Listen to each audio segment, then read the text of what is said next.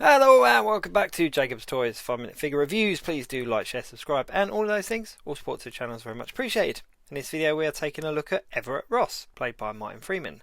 This was part of the Wakanda Forever wave, but it is not a Wakanda Forever figure, if that makes sense. So there's no Wakanda Forever branding on the box. Instead it's got this Legacy branding, and we had the Marvel Legends Legacy line for the Black Panther figures not too long ago, and as you can see there's quite a significant difference in the box.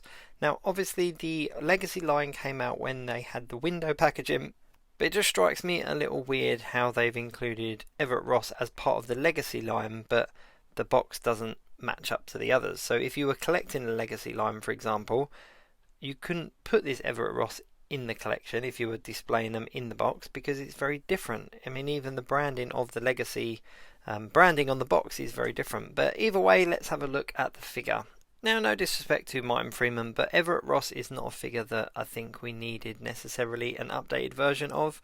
The other Legacy figures, they were kind of updates. There was retooling and there was repaints on some of them as well. No, not retooling, sorry. There was just repaints on a lot of them. So yeah, the Everett Ross figure, it feels like a little bit of a cop-out. It feels like they kind of needed another figure in the wave, and they kind of went, oh, let's put Everett Ross in. That'll be an easy one to do, and we'll just kind of update his head sculpt and change some of the colours of the suit, and then we'll whack the Legacy logo on it and it'll be fine.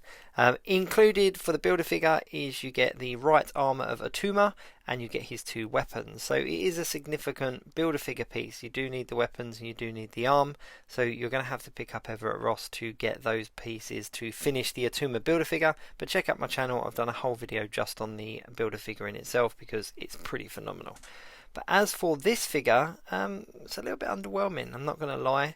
It's a standard male suited body that we've seen a whole bunch of times over. There's nothing any different about the actual sculpt of the suited body. There's still pins in the arms and the legs, which is a shame. It would have been nice maybe if they had made it pinless and we'd got like a new pinless body for the first time with this figure. Then I could have maybe excused it a little bit. But here is the original release. Now, I didn't really have any complaints about the original release. I thought it was relatively good. It looked like Martin Freeman, and it came as part of a 2-pack with Killmonger, I think. I can't remember. I'm going to have to double check. But it definitely came as part of a 2-pack. But looking at the head sculpt, they have definitely updated the paint app on it. Now, it's essentially the same head sculpt. They've just updated how they've painted it. The differences in the suit as well is they've put him in a blue suit as opposed to a grey suit, and they've changed the colour of his shirt and tie as well. All relatively easy changes to make, so it's not anything to really write home about there. Just standing these next to each other so they don't fall over, because these, there we go, he's fallen over. These suited bodies are quite hard to stand up to start with. You kind of got to loosen them up and get the feet in the right position for them to stand up. The proportions just seem to be, I don't know, a little bit off maybe. But here's the two head sculpts, and as you can see, the old one in the grey suit compared to the new one in the blue suit is rubbish. Like the new head sculpt is so much better. And considering it's exactly the same sculpt, it's just painted different, shows just how good that photoreal technology can be when it comes to actually applying the paintwork on a figure. I'm pleased that I've got an updated one that actually does look like Martin Freeman, and bizarrely I thought that the original one did, but comparing it to this new one, there's no, he's fallen over again, but there's no competition. I do think, however, I prefer the grey suit, so if I was going to kind of make my ultimate Everett Ross figure, not a line I ever thought I'd say about action figure collecting, but I would put the new head sculpt on the old body. There are a couple of little detail bits on the new body, like the buttons on the jacket are painted and the buttons on the cuffs are painted as well. But apart from that, I do prefer the grey suit. It was quite unique to Everett Ross, whereas this new kind of blue one, I don't think we've seen this combo before, but it's not anything special. Whereas that grey one did look a lot like the suit that he wore in the MCU when he showed up in the various films that he showed up.